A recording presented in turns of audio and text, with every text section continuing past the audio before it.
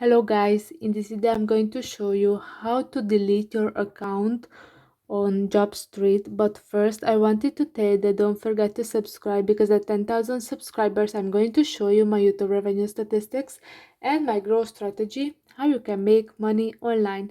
So first open the app. After that click on the Me option icon at the bottom of the screen, then click on the settings and you can see the delete account.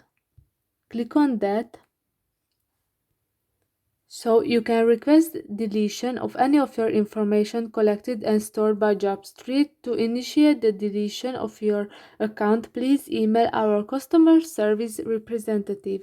And now click on the email account deletion request,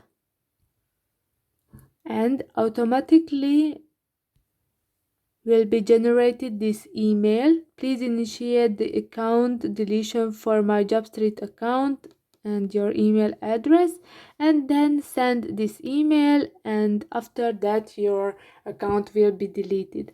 I hope this video was helpful for you. If it was, please consider subscribing, and see you in the next one. Bye bye.